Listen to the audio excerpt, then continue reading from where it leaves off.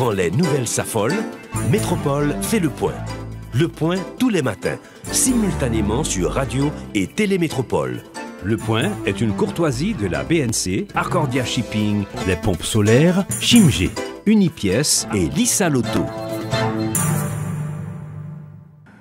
Madame, Monsieur, bonjour. Bienvenue à la rubrique Le Point de Radio et Télémétropole. Merci de votre fidélité, merci de l'intérêt. On va parler communication ce matin avec notre invité, le directeur général du Conseil national des télécommunications, l'ingénieur Joseph Jean-Baptiste. Un an après son installation, un an après son avènement à la tête de cette institution, l'organe régulateur des télécommunications en Haïti. C'est avec plaisir qu'on vous accueille. Monsieur Jean-Baptiste, bienvenue à Métropole. Bonjour, Monsieur Théodore. Bonjour à tous les fidèles auditeurs de Radio Télémétropole. Merci de m'avoir invité. Monsieur Jean-Baptiste, un an après, il y a des changements qui sont opérés, il y a des nouveautés, des innovations. Absolument. D'ailleurs, ça a été un privilège que le gouvernement m'a accordé de me placer, de me faire confiance, d'investir sa confiance en moi pour me mettre à la tête du Conatel. Donc il y avait des besoins. L'un des besoins qui a été identifié, c'est le renforcement technique du Conatel. Parce que le Conatel, c'est une agence technique et administrative. Donc j'avais estimé qu'il y avait une faiblesse au niveau technique. Par exemple, beaucoup de nos calculs se faisaient manuellement. L'une des ressources que nous gérons pour l'État, c'est le spectre radioélectrique, qui est une ressource rare. Et pour le gérer avec efficacité, il faut minimiser les erreurs. Et pour cela, il fallait un système automatique informatisé. Les calculs se faisaient manuellement, donc il y avait des marges d'erreur considérables. Donc, dès mon installation, le jour même de mon installation, j'avais fait la promesse que je doterais le Conatel de systèmes automatisés de gestion du spectre. Ça a été fait, nous avons contacté les instances UIT, nous avons acquis ce logiciel, nous avons pris la formation et le logiciel est maintenant en exploitation. Donc c'est un point capital pour le Conatel parce que nous gérons cette ressource de manière plus efficace. Évidemment aussi, on a dû... Oui, mais le grand public doit savoir... Qu'est-ce que le grand public doit savoir quand vous parlez de gestion du spectre électrique? Qu'est-ce qu'il doit savoir? Ça veut dire qu'il faut que les opérateurs, quand ils font des demandes de spectre, il faut que le spectre soit disponible et en qualité. Ça veut dire qu'il ne faut pas que la fréquence qu'on attribue, qu'on assigne à un opérateur soit sujette à des brouillages, parce que cela impacte la qualité de service. Ok, mais quels sont les secteurs concernés? Quels sont les opérateurs concernés? Est-ce que vous parlez des opérateurs de téléphonie? Est-ce que vous parlez des stations de radio ou de télévision? Quels sont les secteurs concernés? Tous les secteurs sont concernés, parce que que ce soit les opérateurs de téléphonie, ils utilisent le spectre. Et si quelqu'un vous appelle ici, sur votre téléphone, c'est une onde radio qui vous envoie le signal. Donc, ils utilisent le spectre. Les gens qui nous reçoivent chez eux, à travers le récepteur, ils reçoivent cette information à travers les ondes. Donc, vous voyez, les radioamateurs, beaucoup d'utilisateurs, beaucoup de secteurs utilisent le spectre. Et même l'aéronautique, parce que quand un pilote rentre dans l'espace aérien, il doit communiquer avec la tour de contrôle. Et cela se fait par radiocommunication. Donc, est-ce que vous êtes en train de nous dire que l'on peut parler d'onde ou de spectre? L'onde, c'est un signal particulier. Le spectre, c'est toute la gamme. Quand on parle du spectre radioélectrique, on voit toutes les fréquences de 0 Hz jusqu'à THz, des milliers de THz. OK. Donc, ce domaine-là est actuellement régulé, contrôlé, géré? Il était déjà régulé, mais les calculs se faisaient manuellement, donc les marges d'erreur étaient grandes. Par exemple, il y a eu des cas de double assignation, c'est-à-dire deux personnes dans un même espace géographique qui ont la même fréquence. Ça peut arriver quand on fait les calculs manuellement, mais quand c'est automatisé, on minimise ces risques d'erreur. Donc nous avons... résolu le problème. Donc nous améliorons la gestion du spectre. Il fallait réduire les interférences, parce qu'avant, n'oubliez pas, au FNAC nous envoyait des signaux d'alarme Parce que très souvent, les pilotes qui voulaient entrer en communication avec la tour de contrôle recevaient des interférences préjudiciables sur leur liaison. Donc, on a travaillé avec la direction d'inspection pour détecter ces sources de brouillage et réagir, saisir les installations clandestines pour minimiser ce problème. Donc on a résolu, on a eu une certaine accalmie depuis mon installation avec les problèmes d'interférence sur les liaisons aéronautiques. Ouais, vous parlez d'installations clandestines. Est-ce que ce sont les seuls responsables du brouillage? Le spectre radioélectrique a une nature un peu particulière. En mathématiques, on parle d'espace vectoriel. Deux signaux peuvent se combiner et créer un troisième signal. C'est une nature particulière des ondes. Donc, dans le cas qui nous concerne, les sources perturbatrices étaient la radiodiffusion. Mais théoriquement, une installation, n'importe quelle installation peut causer le même problème. C'est-à-dire, même si la fréquence est utilisée pour la téléphonie, eh bien, il y a capacité pour que cette fréquence se combine à une autre ou bien à plusieurs autres pour créer des perturbations. Voilà pourquoi il faut faire le monitoring de tout le spectre radioélectrique pour savoir qui fait quoi, est-ce que les équipements fonctionnent dans les termes et conditions qu'on a. Vous avez réussi à le faire à l'échelle nationale? Bon, jusqu'à présent, on n'a pas reçu trop de plaintes au FNAC et on a resserré les liens, on a mis des couloirs, des canaux de communication avec le FNAC pour résoudre ces problèmes. Et heureusement, on n'a pas eu trop d'alerte. Ça veut dire que l'intervention qu'on a faite dans le Nord a porté fruit. Très bien. Ensuite, il y a eu aussi, on a fait des formations, c'est notre devoir. Il y a eu une coopération qu'on a développée avec les radioamateurs. Haïti est un pays à risque. Nous avons les risques sismiques, les risques cycloniques, les catastrophes naturelles. En cas de catastrophe naturelle, très souvent, les réseaux traditionnels subissent des dommages. Vous vous souvenez de ce qui s'était passé le 12 janvier. Quelques minutes après la catastrophe dévastatrice, il était quasiment impossible de passer un appel. Oui. En cas de catastrophe naturelle, le réseau le plus résilient, c'est le radioamateur. Et depuis les années 2000, Conatel n'avait plus de radioamateurs. Donc nous avons développé un partenariat avec le Radio Club d'Haïti, c'est un club qui est assez ancien, 75 ans, pour former une nouvelle équipe de radioamateurs, donc pour qu'on relance ce service en cas de catastrophe naturelle, pour qu'on ait des personnes qui puissent déjà donner des alertes, qui puissent envoyer des messages. Un autre domaine sur lequel on a travaillé, c'est l'identification des utilisateurs de cartes SIM. C'est un problème de sécurité et c'est un défi aussi pour l'économie numérique. De l'économie numérique, de plus en plus, des transactions se font à travers les réseaux. Des activités, disons, peuvent se faire à travers les réseaux. Par exemple, traditionnellement, pour suivre un cours, il fallait se déplacer. Et les cours de maîtrise et de doctorat, il fallait se déplacer, aller dans un pays étranger pendant 1 an, 2 ans, 3 ans pour suivre un cours.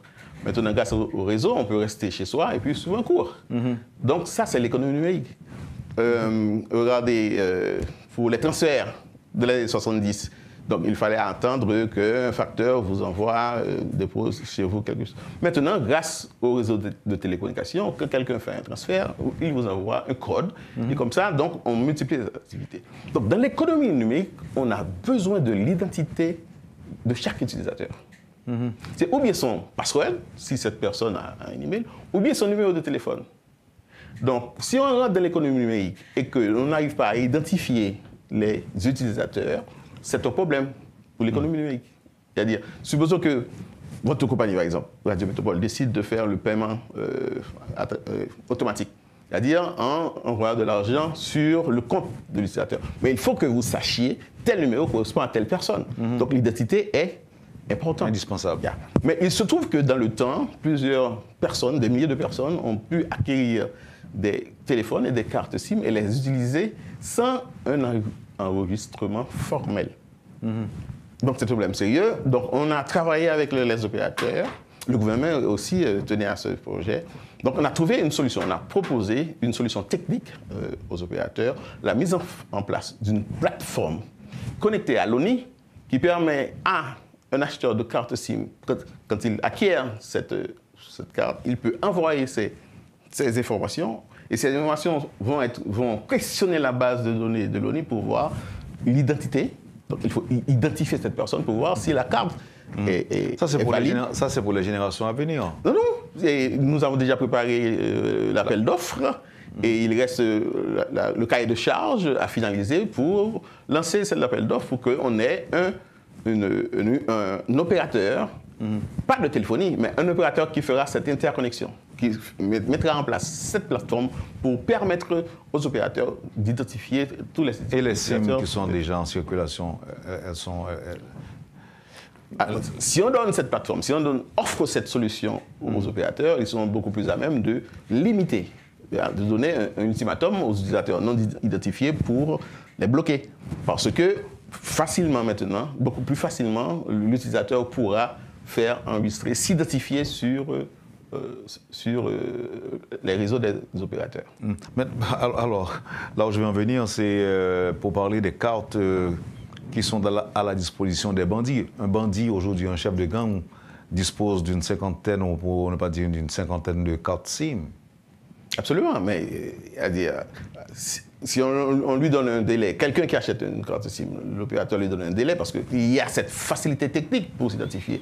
Et si le délai expire et cette carte n'a pas été identifiée, l'opérateur peut facilement bloquer ce numéro. Mais pourquoi on n'attaque pas le problème en amont?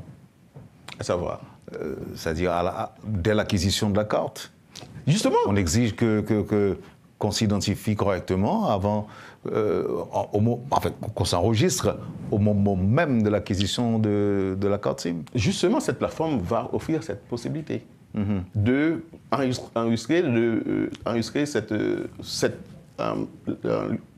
cet individu, cette personne, et, à travers cette plateforme. Donc, mais généralement, comment fonctionne le marché? Alors, il y a les distributeurs.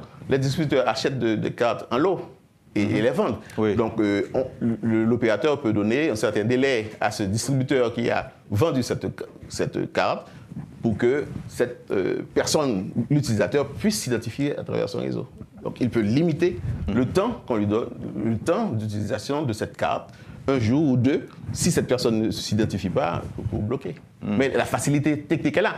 L'utilisateur n'a pas besoin d'aller dans un kiosque ou bien chez l'opérateur pour se faire identifier à travers cette plateforme, prendre la photo de sa carte d'identité et l'envoyer sur la plateforme. La plateforme fait un request sur la base de données de l'ONI pour authentifier cette carte, et si elle est valide, donc l'opérateur a l'identité de cet utilisateur. Là, nous sommes déjà à plusieurs points, et dans le cadre du bilan, on me parle aussi d'une intervention sur la cybersécurité. La cybersécurité est un must, parce que quand vous rentrez dans l'économie numérique, c'est-à-dire quand vous mettez en place des services et des réseaux pour faciliter des activités traditionnelles à travers les réseaux, il y a une protection que l'on doit offrir. Je parlais des paiements par virement, par exemple, à travers les téléphones. Donc maintenant, si beaucoup d'activités se font à travers les réseaux, ça va attirer, n'est-ce pas, des gens mal intentionnés. Donc, pour sécuriser toute cette transaction, il y a des précautions que l'on doit prendre, il y a une infrastructure que l'on doit mettre en place, des installations pour empêcher qu'il y ait des intrusions, qu'il y ait des activités malhonnêtes qui se font. Par exemple, le vol d'identité. Si quelqu'un vole votre password, donc, il peut faire des utilisations malveillantes de votre identité. Donc, il faut sécuriser ces informations. Si quelqu'un pirate le compte en banque d'une personne, si quelqu'un pirate le numéro de carte de crédit d'une personne, vous imaginez combien de dégâts il peut faire. Donc, quand on a toutes ces activités qui se développent à travers les réseaux, il y a nécessité qu'on développe en parallèle un système de protection de tous ces trafics qui se font à travers les réseaux. C'est la raison de la cybersécurité. On avait déjà commencé ce projet déjà depuis les années 2012. Le CONATEL avait réalisé une première, deux matinées de sensibilisation. Ensuite, HDAP, le projet HDAP de la Banque mondiale qui est venu renforcer ce projet. Maintenant, bon, en 2020, il y a eu un décret qui est sorti, qui a transféré à l'IHSI certaines responsabilités en matière de cybersécurité. Donc, on a travaillé ensemble pour voir comment on doit s'organiser, qu'on doit s'arranger pour faire avancer ce secteur. Maintenant, je peux vous dire, nous avons une cellule qui a été créée au niveau du CONATEL, qui travaille de concert avec l'IHSI, et très bientôt, on aura déjà une séance de sensibilisation pour les acteurs, et jusqu'à la mise en place de CERT. Un CERT, c'est un centre qui sera responsable de surveiller les attaques qui se font sur les réseaux. Nous avons été déjà victimes d'attaques cybernétiques. Mais nous n'avons pas de système de protection national. Donc, on travaille pour la mise en place de ce système de protection nationale avec les HSI et avec d'autres parties prenantes. Parce que toutes les institutions qui utilisent les réseaux sont concernées. Là, il y a réalisation et perspective aussi. Absolument. Par exemple, la transition numérique. C'est un projet aussi qui a... Où est-ce que l'on en est? J'ai relancé ce chantier. Maintenant, on est presque à une phase opérationnelle parce que les opérateurs ont déjà été contactés et il y a un cahier de charge qui va être mis en place. Alors, la transition se fera en 2 temps. Premièrement, il y a l'urgence, c'est de déplacer toutes les chaînes de télévision de la chaîne 52 à 68. Et pourquoi de 52? Parce qu'au niveau international, cette bande, c'est la bande des 700 MHz, a été réallouée à la téléphonie mobile. Donc toutes les chaînes de télévision allant de la chaîne 52 à 68, ces fréquences sont attribuées à la téléphonie mobile. Que faut-il faire avec ces stations existantes? Qu'est-ce qu'on a fait et plusieurs pays ont adopté ce même modèle, c'est de mettre déjà une plateforme numérique pour que cette télévision puisse migrer sur une plateforme numérique et libérer ces fréquences qui seront attribuées à la téléphonie mobile. C'est la première phase. Là, vous êtes en train de nous dire que bientôt, on ne pourra pas trouver Métropole sur la chaîne 52. Voilà. Il y aura un temps de simulcast, le temps d'avertir votre auditoire que cette émission qui se passe sur la chaîne 52 peut être captée en même temps sur une plateforme numérique, sur telle chaîne, par exemple. On le fera dans la bande VHF. Parce que de plus en plus, la tendance, c'est de prendre toute la bande UHF, donc de fréquence 450 jusqu'à 800 MHz sont alloués à la téléphonie mobile. On ne peut pas être plus clair pour le public. VHF, c'est le Very High Frequency. Very High Frequency. De la chaîne 2 à la chaîne 13, c'est la bande VHF. De la chaîne 14 à 68, c'est la bande UHF. Ultra High Frequency. Ultra High Frequency. Les ultra hautes fréquences. OK. Maintenant, il y a des accompagnements, des arrangements qui sont prévus. Parce que je présume que les responsables de télé ont investi beaucoup d'argent pour l'acquisition de ces équipements. Qu'est-ce qui va se passer après? On en a tout tenu compte. Voilà pourquoi ces plateformes... Enfin, ce sont les opérateurs qui vont faciliter cette migration. Et toutes les stations en règle qui fonctionnent de la chaîne 52 à 68 sont concernées. Alors, il y a 2 plateformes qui vont être mises en place par les opérateurs pour migrer ces stations. La deuxième vague sera toutes les autres stations, excepté cette bande 52 à 68. Donc, c'est en 2 phases. Premièrement, migrer les stations qui sont entre 52 et 68, et ensuite les autres. Donc, on est dans cette phase. Il y a beaucoup de rencontres qui se font entre les opérateurs et les broadcasters sur les conditions, les termes et conditions. On travaille maintenant sur le cahier de charge. Quelle doit être, au niveau technique, les performances de cette plateforme pour que la qualité de service soit assurée. Voilà, c'est là où on en est maintenant. On a une période de battement, vous avez dit? Oui, on prévoit en 3 et 6 mois, une période de simulcast. À partir d'aujourd'hui ou bien? À partir de la migration. Quand Télémétropole, toutes les autres télés vont migrer en numérique, il n'y aura pas une rupture de service. On va laisser une période de simulcast pour que l'auditoire puisse s'accoutumer, puisse savoir que cette émission qui était suivie traditionnellement sur la chaîne 52 est disponible aussi sur cette plateforme à travers un récepteur numérique. Et quand on sait que les chaînes de télévision font leur travail à partir d'un émetteur, par exemple, de transmetteur, si vous préférez. Qu'est-ce qui va se passer? Est-ce que qu'on est assez sous plateforme, non, ils vont émettre? Comment ça va lier? All right. Une belle question. La plateforme, qu'est-ce que la plateforme a fait? La plateforme est en capacité. Actuellement, sur le réseau, là, il y a un seul studio, il y a un seul STL, il y a un seul émetteur boutillier. Voilà, pour une seule émission. La plateforme numérique, là, elle a une capacité pour recevoir 6 stations en même temps. 6 stations. Par exemple, l'émission ça, elle a passé ici, l'autre opérateur, il y a des émissions. Eh bien, cette plateforme aura la capacité technique d'agglomérer, de multiplexer, c'est le mot technique, de réunir. Le multiplexeur, c'est un brasseur. Réunir, collecter en même temps 6 émissions et les diffuser à travers une seule antenne. Donc ça veut dire qu'il y a une réduction drastique des coûts. Antenne ça, qu'est-ce qu'a besoin, qu'est-ce qu'a acheté? Est-ce que c'est... Non, plateforme, tout cela intégré. Pour les gens qui ont 52 à 68, il y a besoin d'un projet fini. C'est-à-dire tout le réseau sera conçu. Donc maintenant, il y a un protocole d'accord entre ces opérateurs pour faire fonctionner. Parce qu'une fois que l'opérateur délivre clé en main cette plateforme, la gestion quotidienne, il pourra sous compte du monde qui a pu utiliser la plateforme. Mais quand nous connaissons que produire en Haïti, ça a un coût. Produire une émission, par exemple. Et il y a des gens qui disent que, par exemple, il m'a parlé chaque matin, ou vient là, et que ça n'a pas un coût. Mais oui, ça a un coût quand même. Absolument. Et au besoin des techniciens qui sont capables de faire lire, au besoin des ressources humaines, au besoin des matériels pour ça. Est-ce que vous croyez que nous parions pour des productions simultanées en Haïti, je dis, non? Est-ce que vous pensez que nous parions pour ça? Ce n'est pas vous-même qui va faire production simultanée. Moi, je suis toujours responsable de ce faire. Mais le deuxième broadcaster est toujours responsable de cela faire. Donc, il y aura une compression des coûts. Parce que quand il y a un responsable, non seulement studio pour là, STL là, et émetteur là, mais maintenant, c'est un conglomérat. C'est 6 stations qui ont mis ensemble pour la même infrastructure.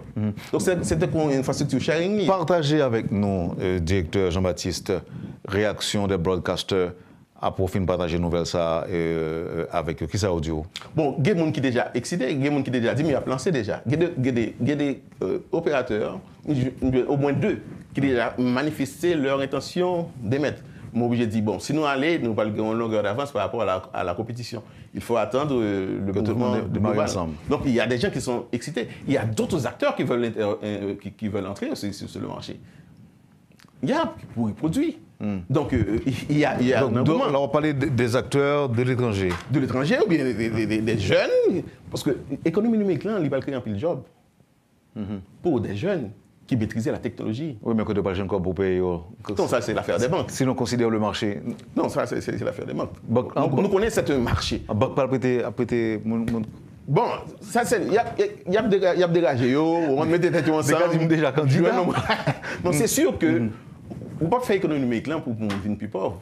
L'offre économique numérique là, c'est parce qu'il y a de nouveaux emplois, de nouvelles opportunités qui vont le créer. Et qui ça opérateur demandé au même?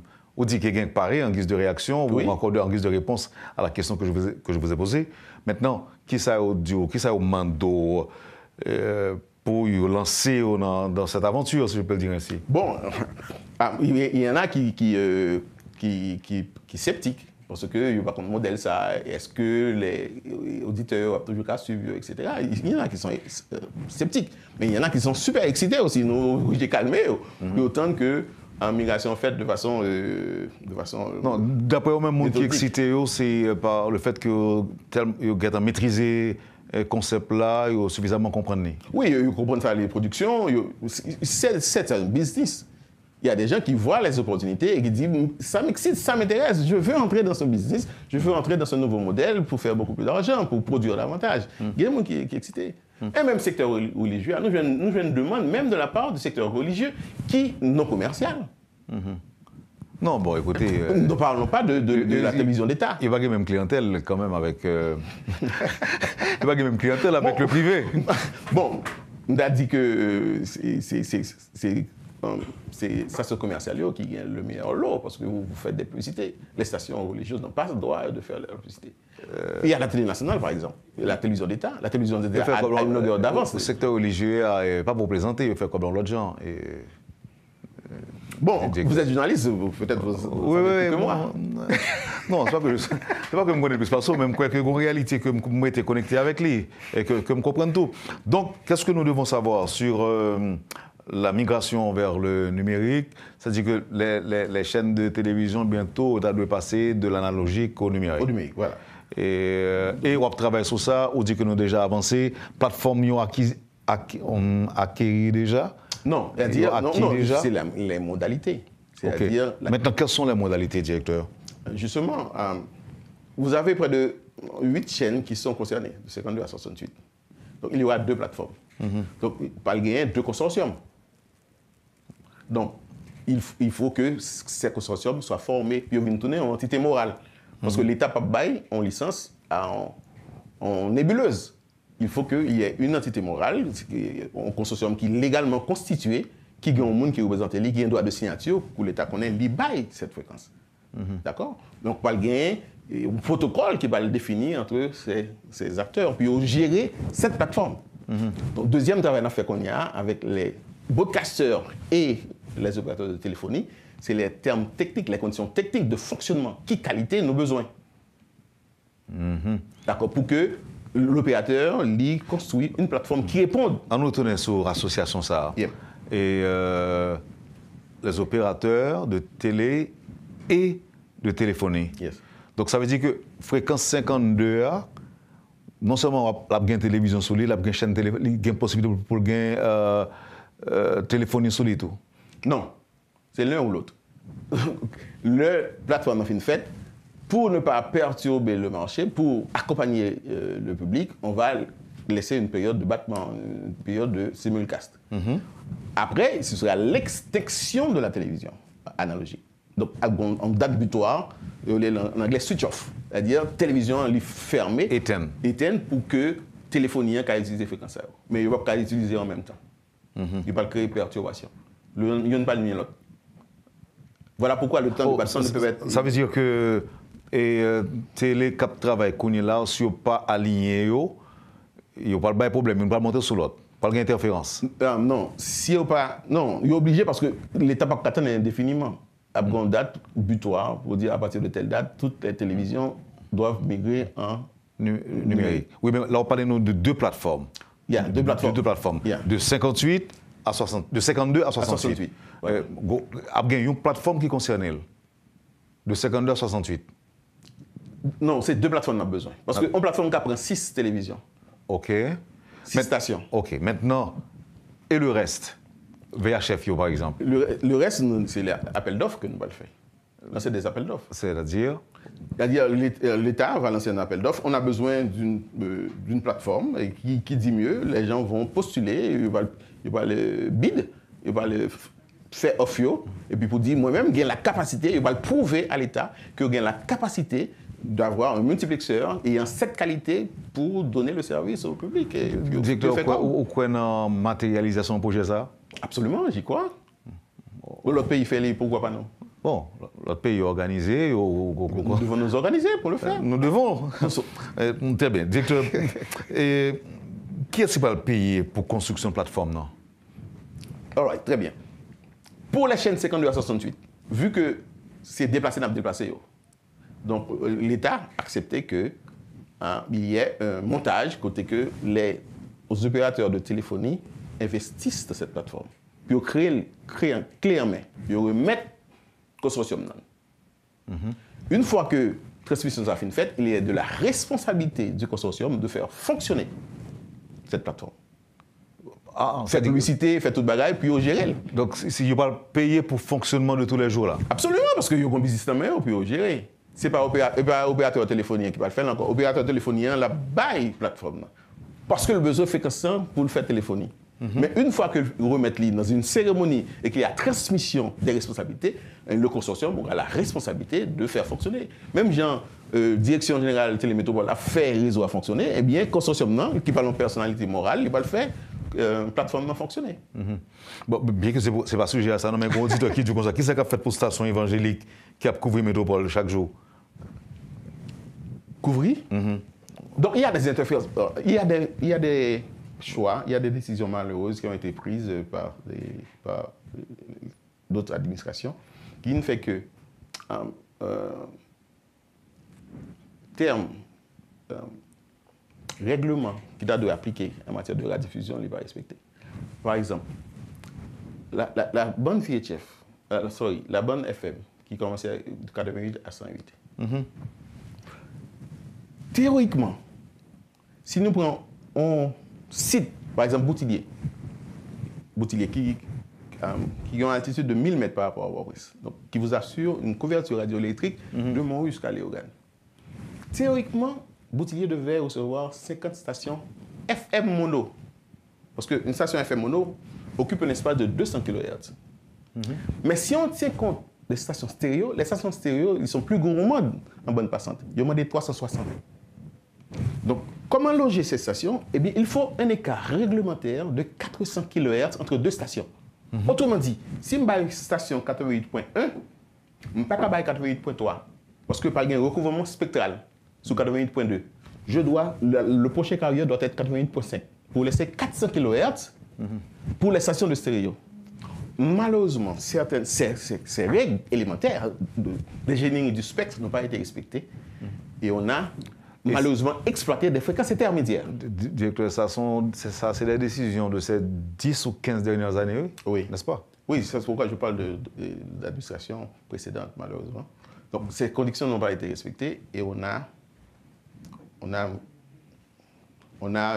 assigné des fréquences trop proches, à 200 kHz. Donc, quand on vous assigne par exemple 88.3, je prends un exemple, il y a une possibilité pour nuit 88.1 et 88.5. Donc, les stations adjacentes. Et quand nous connaissons que c'est un directeur qui fait carrière, parce que là, aujourd'hui, on a Conatel, c'est, je dirais, un carriériste dans le domaine ça. Mais, tant de moins, partagez avec nous comment tu vives expérience alors que fréquence à bail comme des petits pâtés il y a des rapports qui ont réagi. Il y a des rapports qui ont été faits. Il y a, si vous vous souvenez, à la BRH, il y avait un atelier. Et là, j'étais présent. J'étais l'un des intervenants. J'avais expliqué au public qu'on était en train d'ouvrir la boîte de Pandore en assignant des fréquences à 200 kHz.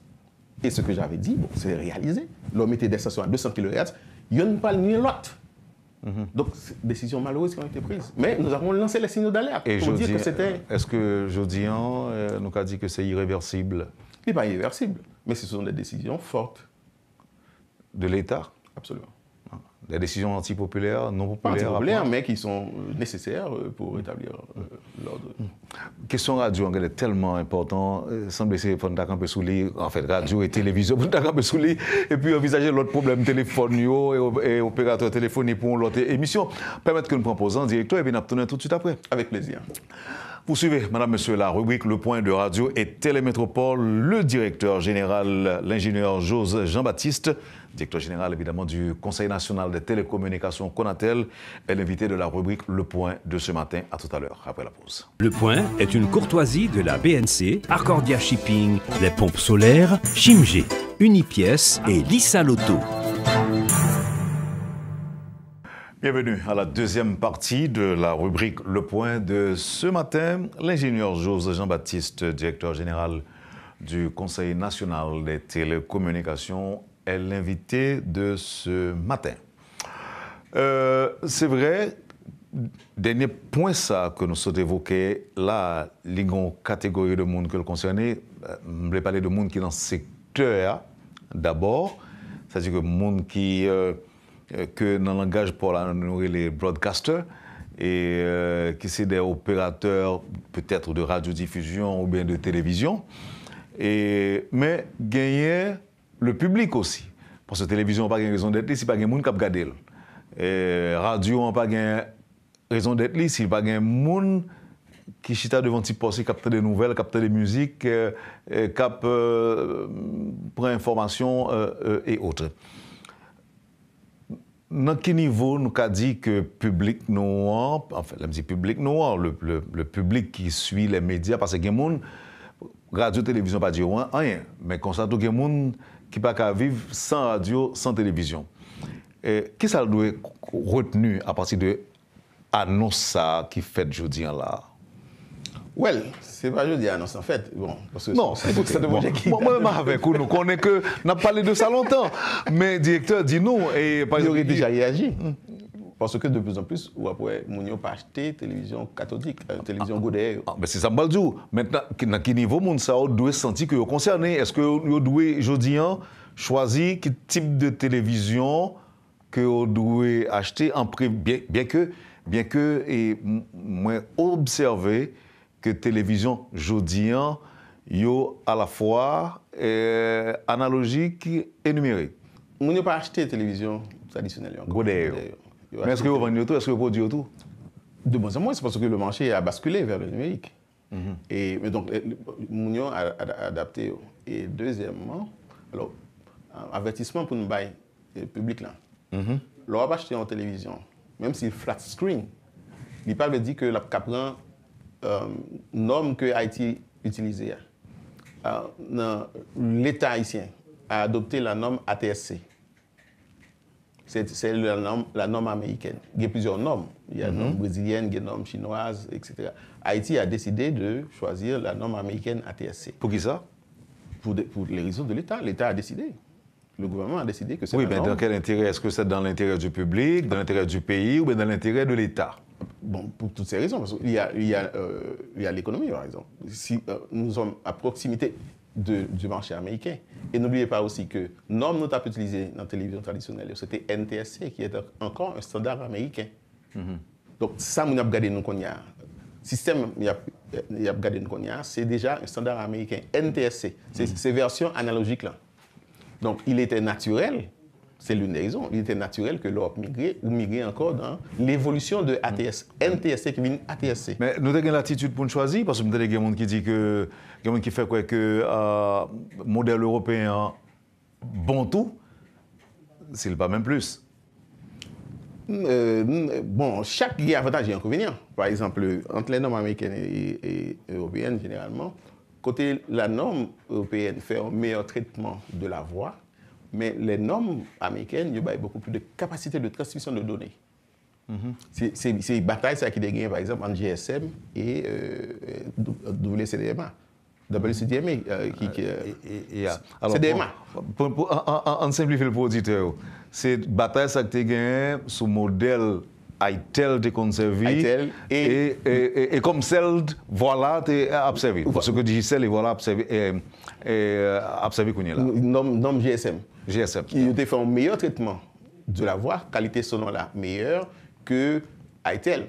Mais au niveau de data, la technologie CDMA a une meilleure capacité de transmission de données que la norme européenne. Donc, nous jeunes ça dans l'américain. Absolument. Et, généralement, nous conduisons une meilleure capacité de transmission de données que pour les normes. Donc, chaque avantage et inconvénient. Et puis, il y a aussi les conditions économiques. Vous êtes à proximité du marché américain, donc il était naturel que c'est ça. Maintenant, comment public là, peut faire différence là? OK. Alors, c'est ça, nous avons dit, là, on n'a pas acheté en télévision flat screen. Il faut nous assurer qu'au moins les prochaines 10, la télévision d'État, qui était sous format analogique, c'était chaîne 8, de la qualité imaginaire, là, prendre sous chaîne 10, où il y a une amélioration de la qualité. J'ai parlé au directeur de la TNH parce qu'on travaille ensemble sur ce projet. Il a fait venir des multiplexeurs qui offrent beaucoup plus de chaînes parce que sur la chaîne 10, vous pourrez décoder 6 émissions différentes. Donc, si vous avez télévision, il n'est pas qu'à la chaîne 10, c'est flat screen, il numérique, mais pas de norme ATSC. Donc, non, mais faut décodeur ATSC. Alors, c'est que je m'ai posé, le directeur. Est-ce que dans ce sens-là, ce n'est pas fournisseur qui t'a dû connaître qui ça Haïti besoin? Mon cap commandé télévision, par exemple. Est-ce que ce n'est pas ta job que les connaît? Oui, c'est leur job. Parce que l'État prend un décret il peut arrêter, il dit que Haïti a adhéré à la norme ATSC. Donc il faut que tout le monde qui commande des télévisions, il assure que la télévision qu'il a acheté pour le public, là, il gagne un décodeur ATSC là-dedans. Sinon, là pour flat screen, c'est vrai, mais on n'a pas qu'à prendre. Là, nous faisons migration, on n'a pas qu'à prendre Télémétropole. Parce que Télémétropole parle émettre sur la chaîne un format ATSC. Donc c'est très important. Et tout le monde qui a flat screen, il a déjà fait test là. Regardez sur la chaîne 10, parce que chaîne 10 a pu mettre déjà en format ATSC. OK. Yeah. OK. Mais moi, ouais, ces jours-ci, gain de effort, par exemple, mon yo capable même besoin de faire, par exemple, mettre antenne pour capter une chaîne de télévision parce que il y a des structures qui sont sur place qui vendent service métropole là, par exemple. Les plateformes Oui. en ligne. C'est ça. Yeah. Maintenant, quel sera donc l'avenir de ces plateformes? Non, mais les broadcasters sont intelligents. Donc, non seulement ils mettent sous format traditionnel, à travers un récepteur télévisuel, mais aussi ils sont en ligne aussi. Donc, les broadcasters, ils n'ont pas joué, ils n'ont pas dormi.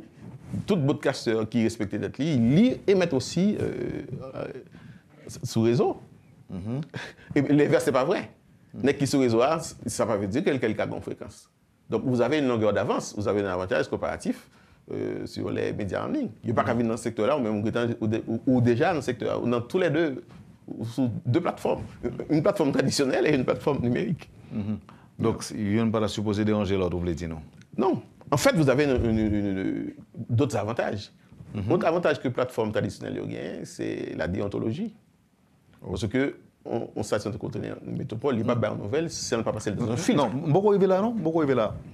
Par exemple, nous connaissons que Canal Plus qui prend un service métropole, il revend, n'est-ce pas? Maintenant, est-ce que les transformations que ça a faites, est-ce que là toujours même gens? Est-ce que c'est pour une autre plateforme qui peut le gagner? Ou est-ce que la toujours accessible si vous voulez, à structure qui sont marché déjà? Le plateforme numérique l'a créé. C'est eux-mêmes qui va décider qui est-ce qui va pouvoir vendre le service là. Parce que si vous avez un bon produit, ou bien l'autre, il ne va pas le faire compétition en même. Donc, c'est les gestionnaires des plateformes qui vont gérer la partie commerciale de leur business. Donc, si vous voulez bailler l'autre monnaie, bon, c'est qui garder. Sinon, c'est eux-mêmes seulement qui gérer l'affaire, faire publicité. Donc, on va monter dans ça. Un auditeur qui dit que l'IWEC que Conatel privilégié et norme numérique américaine ATSC 1, alors que les États-Unis ont déjà évolué ou étant passé à la norme ATSC 3, et ceci depuis 3 ans. Yeah. Parce que le producteur des équipements. Oh, OK. Nous sommes des consommateurs. Ce n'est pas nous qui fabriquons. Et la technologie a fait sortir, brand new, ils ont prix, ils ont coût. Est-ce que nous avons les moyens économiques d'acheter les téléviseurs ayant la norme ATSC 3? Combien de téléviseurs en Haïti qui sont compatibles avec ATSC 3? Difficile à répondre, mais nous savons que il y a un équipement qui est entré, qui est norme ATSC 1. Donc c'est pour faciliter la transition que nous commençons avec ATSC 3. Avec ATSC 1. On prend une petite pause qu'on est là sur la petite pause, maman pour nous caper non. On prend une petite pause sur question télévision yo, pour nous passer dans question téléphone yo. Yep. Et il reproche Conatel de passivité ou bien de silence par rapport aux opérateurs actuels dont la qualité de service laisse à désirer. Silence, passivité. Qui ça nous fait, qui ça Conatel fait pour dossier ça? Qu'est-ce que c'est que la qualité de service? Il faut me connaître sa qualité de service. Là. Qualité de service, ok, bon, ça me connaît, comprendre moi-même. Je vais parler avec vous là et puis appel la couper son moins ou bien appel la pas passer. Très bien. Ça n'est pas qualité de service. Alors, nous allons décortiquer le problème. Il y a les paramètres intrinsèques à un réseau et il y a les paramètres extrinsèques. Les paramètres intrinsèques, c'est genre réseau a monté. Et il y a des paramètres mesurables que l'UIT définit. Par exemple, combien de temps il prend le fait composer un numéro pour me jouer une réponse, pour appeler ça un appel complété. Appel complété, c'est si je le là, dans le numéro là, appel passer à travers tout le réseau et téléphone sonner ou décrocher. Il y a un nombre de secondes qui doit écouler. D'accord? Si je suis sur Internet, font request, m'a téléchargé un fichier de X mégabits, paramètre dit maintenant combien de secondes nous devons joindre une réponse. Si je vois un message tout, paramètre défini dans combien de secondes le message a dérivé. Ce sont les paramètres intrinsèques. Oui, mais nous faisons mesure ça. Ingénieur Baptiste, oui. Est-ce que ça veut dire que le pas capable d'améliorer? Non, nous faisons mesure ça. Nous faisons, et pas seulement à Port-au-Prince, nous faisons au niveau national. Évidemment, avec les difficultés, nous ne pouvons pas avoir les techniciens à travers le pays, mais nous faisons au niveau métropolitain. Et nous publions, nous relais opérateurs, nous disons voilà, nous faisons photo, nous disons voilà la performance de votre réseau. Il y a un côté qui est vert, ça veut dire qu'il respecte les normes internationales. Il y a un côté qui est jaune, c'est-à-dire qu'il y a une certaine faiblesse. Et il y a un côté qui est rouge, où on doit prendre des actions. Nous le faisions. Ça, c'est un paramètre intrinsèque. Nous responsabiliser l'opérateur devant ce tableau. Et ça se fait de façon systématique? Systématique. On le faisait à travers tout le pays. Mais vous comprenez? Bon, beaucoup est là, nous connaissons. Mais il y a des paramètres extrinsèques, c'est-à-dire qui ne dépendent de l'opérateur, c'est l'environnement. Par exemple, l'opérateur, il y a un câble qui est enterré, et puis il y a un organisme qui a fait intervention sur la chaussée, il coupe le câble. Donc, ou même comme utilisateur. Ça c'est pour le même l'État, oui, directeur. Par contre, vous êtes d'accord avec nous? Nous travaillons sur ça aussi. Et, ou même qui, comme utilisateur, ça nous fait, nous avons créé un comité dans la mouvance résilience des réseaux que nous défendons au Wembley, dans le Montana. Nous créons un comité de résilience, côté que le ministère des Travaux publics ligue un représentant. De telle sorte que quand il y a un problème sur le réseau, rapidement, les autorités sont concernées, sont alertées, puis on fait passer message pour que l'organisme qui est venu à prendre des dispositions. Donc, nous travaillons sur ça. Quand il y a d'autres problèmes extrinsèques, on prend par exemple les mouvements de foule. Leurs opérateurs font installation dans une zone, ils font ce qu'on appelle le dimensionnement du réseau. Ça veut dire les calculs, combien de monde qu'il a, et qui ressources, qui quantité radio, et pour les déployer pour que une certaine qualité de service qui est assurée. Supposons pour une raison X donnée, on quitte la zone. Ça vient de passer. Eh bien, vous venez en surcapacité. Parce que c'est peut-être un dixième ou un vingtième de monde qui était, vous venez en surcapacité. Mais si vous avez déplacé à un seul côté, il y a gonflé en zone qui était déjà un dimensionnement. C'est 100 personnes qui vivent dans la zone, il y a dimensionné le réseau pour 100 personnes. Et la zone, ça vient 300 personnes, 400 personnes. Donc, ce sont conditions extrinsèques à réseau. Il y a un mouvement de foule qui vient faire dans la zone, ça vient grand pile monde. On prend par exemple le carnaval. Dans le temps, où on n'a pas de penser à ça, lors de dans champ de masse, dans un période carnaval, qui sortent qu'on voit? Où est-ce qu'on voit des mobiles qui ont une antenne, on n'a pas de comprendre ça veut dire? Eh bien, ça veut dire, l'opérateur a connu, pas de carnaval, pas de 20-30 000 personnes qui réunissent champ de masse, il connaît la capacité de installer là, pas suffit. Il est obligé de venir avec des picocellules, des petites cellules, pour multiplier cette capacité de trafic. Parce que ça c'est planifié. Mais si c'est un mouvement spontané, un mouvement panique, on quitte les zones ou bien violence, on quitte les zones, il y a dans telle autre zone, l'opérateur pas de planifié. Donc nos zones que nous allons un trafic exponentiel, le trafic a augmenté très fort et pas assez de ressources, pas assez de radio pour drainer ce trafic. Et mais les gens qui dans zone ça, en 20 jours on numéro problème. Donc il y a des conditions, il y a des paramètres intrinsèques au réseau que Conatel a vérifié parce que ce sont des normes, des standards internationaux. Nous les connaissons, nous avons une équipe qui fait ce travail, mais il y a des conditions extrinsèques. Là, nous pas qu'à parler, nous plutôt accompagner. Bon, là c'est une situation globale pays. Hein. Là, c'est accompagnons, nous ne va pas parler de ça. Mais paramètres intrinsèques, nous allons publier sur nos journal, sous site Conatel, nous allons faire ça. Il est vrai que il y a des gens ça ne va pas dire rien. Ben, il y a d'autres gens qui tient en pile à ça. Là, on a parlé de portabilité des numéros. Ça qui passe, pour ça va pas jamais effectif. Très bonne question. Qu'est-ce que c'est que la portabilité? Il faut nous comprendre le concept. Qu'est-ce que c'est la portabilité? Portabilité, c'est une mesure que les régulateurs comprennent pour renforcer la compétition. Ce n'est pas une mesure quelconque, il faut pour renforcer la compétition.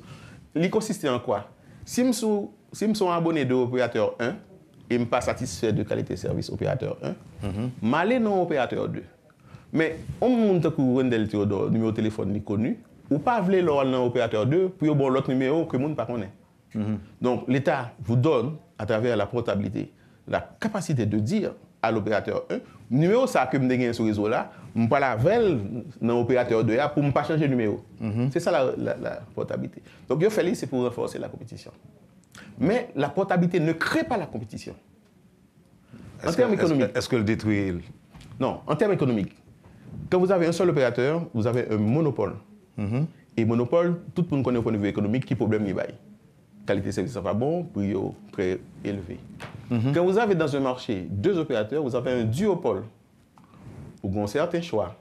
Mais qui tendance que vous fait en Haïti, par exemple, dans le duopole que nous avons, vous avez tendance à gagner tous les 2 SIM. Vous êtes abonné sur opérateur 1, les abonnés sur opérateur 2. En fait, les faits en portabilité de fait. Parce que vous avez tous les 2 SIM. Donc, vous ne pouvez pas gagner pour appliquer pour la portabilité des numéros, il faut déjà une situation de compétition complète. Et au point de vue économique, ça fait qu'il y a au moins 3 opérateurs sur le marché. Chaque APC gagne 30% par EOA, donc il n'y a pas de qui est perdu en client. Donc, l'OVIN, avec cette mesure additionnelle qui est la portabilité des numéros, ou forcer chaque opérateur pour le bail qualité de service, sinon, et abonné-là, a sorti avec tout le numéro pour la joindre le compétiteur. Est-ce que c'est raison qui nous est capable de dire, est-ce que c'est cet obstacle-là qu'on a buté? Non, ce n'est pas buté, c'est le marché. Les conditions objectives ne sont pas encore réunies pour imposer cette parce qu'il fait déjà, la majorité de Mounio, il y a 2 SIM, ni SIM opérateur 1, ni SIM opérateur 2. Donc il y a déjà des il n'est pas nécessaire. Il n'est pas nécessaire. L'autre 3e opérateur, mais un 4e opérateur, on n'a pas besoin de 4 SIM. Il a besoin d'un seul SIM. Là, ça, le numéro n'est pas important pour lui. Il y a de la place pour un 3e, un 4e opérateur? Absolument. Nous faisons la gestion du spectre. Oui, mais ça n'empêche aujourd'hui que nous n'attendons pas l'autre qui manifestait volonté ou intérêt. Il y a des signaux. Bon, et au niveau data, tel n'est pas le cas. Il y a plusieurs intervenants au niveau data. Il y a plusieurs opérateurs au niveau data. Au niveau téléphonie aussi. Regardez, quelle est la télédensité en Haïti? Le nombre de téléphones par habitant. C'est à peu près 60 téléphones par centaine d'habitants. Donc ça veut dire qu'il y a une marge de 40%. Il y a 40, sous 100 haïtiens, il y a 40 qui vont gagner un téléphone. Donc au point de vue économique, il y a une marge pour héberger un 3e opérateur. Donc évidemment, ce n'est pas une décision que le Conatel seul peut prendre. Il peut faire des analyses, faire des recommandations aux autorités et pour que la décision soit prise au plus haut niveau. Et grand auditeur qui dit pas qu'il doit laisser me poser une question ça. Il dit que ils cuisine toujours. Non, on va poser une question. Et auditeur dit à supposer que Métropole vienne sous chaîne 32. Est-ce que nouvelle plateforme digitale ça a permettre une station passer plusieurs émissions en même temps? Exemple, Channel 32-1 c'est Métropole, Métropole Sport, 32.2 c'est Métropole News, 32.3 c'est Métropole Cuisine. Est-ce que tout utilisateur peut gagner un receiver pour ça? Ou est-ce que c'est justement une simple antenne qui a gagné pour ça? Non, si on a gagné un flat screen qui gagne ATSC décodeur à la donne, à travers l'antenne traditionnelle, il prend la plateforme. Même si on prend chez 10 actuellement. Depuis qu'on gagne un ATSC qui. Pardon, il y a un receiver, un récepteur qui déjà gagne ATSC à la donne, à travers le même câble, même antenne que le gagnant, il prend la chaîne 10. Et puis, il a son format numérique qui a une meilleure qualité que la chaîne 8. Donc, ce n'est pas un drame? Non, il n'y a pas de drame. Et rassurez-moi, exactement, c'est ça. Non, même c'est ça qu'on fait là, on va rassurer, parce que ce sont des gens qui suivent à la lettre. Et apparemment, ce sont des gens qui du sérail, qui comprennent le langage. Donc, nous ne pouvons pas faire migration sur l'UHF. Parce que de plus en plus, comme je vous ai dit, cette bande est réservée à la téléphonie. Donc, on a fait sur VHF. Entre chaîne 2 et chaîne 13. C'est là qu'on a fait plateforme. Parce que UHF est réservé pour la téléphonie mobile. Donc, si c'est chaîne. Ou dit UHF, est réservé pour la téléphonie. La zone 1, le monde est divisé en 3 zones. Il y a la zone 1, l'Europe et l'Afrique. La zone 2, c'est l'Asie. La zone 2, c'est les 3 Amériques. Et la zone 3, c'est Asie-Pacifique. Nous sommes dans la zone 2. Mais pour la zone 1, dans la dernière conférence mondiale qui s'est passée là, à Dubaï, la zone 1, c'est-à-dire l'Europe et l'Afrique, ils ont déjà dit clairement, ils ont déjà pris une décision. Toute la bande UHF est réservée désormais pour la téléphonie. Donc, toute l'Europe là, qui dit aller dans cette direction, ça n'a pas étonné que dans la prochaine conférence mondiale là, les Amériques basculaient aussi. Que toute bande UHF là, de 450 jusqu'à 800 MHz, toute réservée pour la téléphonie. Ça peut arriver. Voilà pourquoi nous prenons devant, on a fait migration plutôt de la bande VHF. Parce que mais est-ce que Chen dit ça fonctionne aujourd'hui? Et il travaille qu'a fait. Donc ça veut dire qu'il n'a pas fonctionné, directeur? Je vais regarder avant de venir, même connaît le travail qu'a fait, puisque il y a. Bon, moi c'est. Enfin, le directeur général peut faire. Même connaît dans la communication. Hier encore avec lui, on travaille sur ça. Il y a de bonnes nouvelles qui sont à venir pour le public. Je me demande pour dire, est-ce que la compagnie de téléphone a le droit à monter l'argent option ou est-ce que c'est le travail numérique qui est en marche? Non, d'après concession que vous gagnez, avant que vous changez les tarifs, si ça me l'avait dit, avant que vous changez les tarifs, vous devez consulter Conatel pour jouer non-objection. Vous devez jouer non-objection du Conatel avant de changer les tarifs. Ah, bah, vous consultez souvent? Ah, absolument. Et vous d'accord? Bon, il y a des paramètres, c'est-à-dire, si on n'a pas l'eau de gaz qui monte, et puis les coûts augmentent, bon. Nous faisons vérifier, et puis nous allons permettre que ça fait. Sinon, c'est une violation. Et il y a des mesures. Monsieur Jean-Baptiste, nous continuons à percevoir $1,50 sous transfert, sous appel. Nous ne pouvons jamais percevoir $1,50. Ça, c'est le BRH qui le fait. C'est le BRH qui fait? Yeah. Nous-mêmes, c'est 5 centimes que nous percevons sur les appels internationaux rentrants. Qui sont terminés sur le réseau national, d'après la loi. Et comme ça, l'IA servi pour alimenter les fonds du Fonds national de l'éducation FNE. Combien les jeudis? Oh, les variés. D'un période à l'autre? Absolument. Parce qu'en décembre, tout pour après les familles, le ça a gagné un opérateur qui a fait 3-4 millions de minutes pour le mois. Mais en base de eau, il fluctuait selon époque. Mais généralement, il varie en 3 et 4 millions de minutes par mois, par opérateur. On dit que pour me retourner sur la question de vos si Métropole voulait mettre sur 4 programmes différents sur une plateforme qui doit appliquer pour 4 canaux numériques. On va répondre à... Non, mais c'est ça, c'est ça même télévision numérique et plateforme ils permettent. C'est sur une seule chaîne, on prend 6 programmes différents. 6 programmes différents. Donc, il y a ces nouvelles, il y a ces sports, l'autre a ces documentaires, l'autre a je ne sais pas moi. Et donc, c'est ça, beauté numérique, la flexibilité que l'offre. Et de façon simultanée? Simultanée.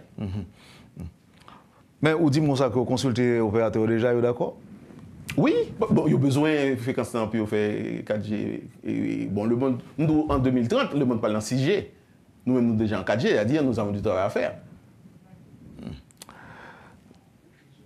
Directeur, je voulais vous remercier pour la disponibilité à Métropole matin, côté que vous avez fait bilan, ça vous fait, et ça réalisé en 1 an. Mais avant de quitter aller, puisque nous avons parlé de cybersécurité, et dans la cybersécurité, nous avons cybercriminalité et tout. Mais un cyber qui est très à la mode ces dernières années, ces derniers mois, c'est la question de l'intelligence artificielle. Et on travaille sur ça tout, bon, bien que lui-même c'est plus application. Application, il n'est pas en réseau vraiment, et nous travaillons sur les réseaux, mais nous regardons sur lui, parce que nous avons une section qui a gardé l'évolution de la technologie, et s'il faut réglementer, on réglementera. Mais ouais, c'est un bail qui est en émergence. Nous connaissons l'université haïtienne qui est Et le désordre dans la communication aujourd'hui? Avec un téléphone portable, on est journaliste et on a une licence pour dire ce qu'on veut. Pour faire ce qu'on veut. Le Conatel n'envisage pas de réguler ce secteur, ou bien de... Pas qu'on est, sans vouloir bâillonner, mais quand même, mettons-ils l'ordre dans la question? Oui, et effectivement, nous avons ça off record, nous avons déjà gagné une cellule qui travaille sur ça, qui a des experts, des juristes de haut niveau et des ingénieurs pour regarder comment il faut réguler. Et il y a un premier rapport que il y a nécessité pour nous faire une cellule de plainte, de telle sorte que si on fait une attaque contre personnalité sur les réseaux, nous déjà qu'à documenter. Ça, c'est une réponse juridique. Oui, mais c'est moi qui a apparemment dans la nature. C'est n'importe qui. Oui. Et deuxièmement, puisque c'est un phénomène mondial lié, donc on a fait partage d'expérience. Parce que discussion ça a fait dans plusieurs instances, par exemple au niveau de l'UIT, pour voir qu'est-ce qu'il faut faire. Donc nous participons à la bagaille CAO. Et troisièmement, il y a des réponses techniques que l'on peut donner aussi. On prend des influenceurs, par exemple, qui sont à l'étranger et qui a bombardé de fake news, de fausses nouvelles qui arrivent sur nous en Haïti. Vous pensez qu'il y a résoudre le problème ça tout? Non, il y a à plusieurs niveaux. D'abord, il faut reconnaître, nous avons dit ça au début, qu'il n'y a pas de la crédibilité. Parce que leur montant de information sur les réseaux, là, chercher confirmation sur les réseaux traditionnels. Oui, mais il y a les plateformes traditionnelles. Il y a un pile de dégâts, on est d'accord. Ça dépend de quelle population gagne. Donc, il y a un travail d'éducation qui doit être fait au niveau de la population. Puis, on connaît que ça qui passe sur les réseaux n'est pas nécessairement confirmé. C'est leur joindre une confirmation à son réseau traditionnel qui a fait confiance. D'accord? Donc, il y a un avantage que nous gagnons. C'est comme si vous invitez nous là, comme si à chercher bonnes nouvelles, à chercher nouvelles pour nous bailler une nouvelle crédible, et en même temps pour nous travailler pour influenceurs YouTube qui a bombardé n'importe quoi, parce que nous obligés à l'en vérifier pour YouTube. Non, ou même nous avons des règles déontologiques. Voilà pourquoi clientèle orale est attaché à eux-mêmes. Parce que si le métropole le dit, ils sont qui mettent une certaine crédibilité. Donc cette confiance, il faut la garder. La déontologie du métier, où journaliste, leur vue dans l'information, nous passer le peigne fin pour voir s'il vérifie. C'est ça qui fait votre crédibilité. Donc il ne faut pas le perdre. Et en plus, ou sous plateforme tout. Donc il faut faire la compétition, il faut aller sur le terrain pour présenter quelque chose, pour présenter une alternative. Et heureusement que les stations traditionnelles, il y a aussi sur les réseaux sociaux. On connaît par exemple YouTube, Facebook, qu'on bloqué compte sur des chefs de gang. Yep. À votre avis, ça suffit? Parce que vous n'avez qu'à ouvrir votre compte, non? On va bloquer encore. Voilà pourquoi nous mettons une cellule qui va le travail sur réception des plaintes pour compiler, et c'est des juristes qui la donnent. Donc on peut traiter et qui peut faire suivi. Son bac à printemps Non, la cellule est à travail actuellement. Il y a déjà un rapport préliminaire et passé dans 1 mois, 2 mois, on a un rapport complet pour de faire des recommandations aux instances concernées, aux plus hautes instances du pays. Ingénieur Jean-Baptiste, j'en me disais déjà, vous êtes dans Conatel, déjà, au point grade, au point promotion, je dis, c'est au même cap gérer boîte là, si je dis comme ça, même si quelqu'un qui dit on parle de boîte de institution de l'État, c'est un petit peu péjoratif. En tout cas, on dit que vous gérez Conatel et je dis, il y a d'excellentes informations qu'on a annoncées. Je dis, par contre, qu'est-ce qui fait l'unanimité, qu'est-ce qui n'a pas fait l'unanimité dans tout ce qu'on a annoncé. En tout cas, je vous remercie parce que vous êtes d'accord répondre à l'invitation Métropole pour ces bilans une année. Qu'on a tête Conatel. Merci encore une fois. Merci Wendell pour l'invitation. Et nous sommes des serviteurs de l'État. Nous sommes là pour servir. Nous avons servi au niveau de l'éducation, nous formons un peu l'ingénieur, nous avons servi au niveau du Conatel. Donc c'est un plaisir de le faire. Kembela, à bientôt. Merci. Vous avez suivi, madame, monsieur, la rubrique Le Point de Radio et Télémétropole. L'ingénieur José Jean-Baptiste, directeur général du Conseil national des télécommunications Conatel, était l'invité de ce matin. Merci de nous avoir acceptés chez vous. Passez une bonne journée avec Métropole et à demain. Quand les nouvelles s'affolent, Métropole fait le point. Le point tous les matins, simultanément sur Radio et Télémétropole. Le point est une courtoisie de la BNC, Accordia Shipping, les pompes solaires, Chimgé, Unipièce et Lissa Loto.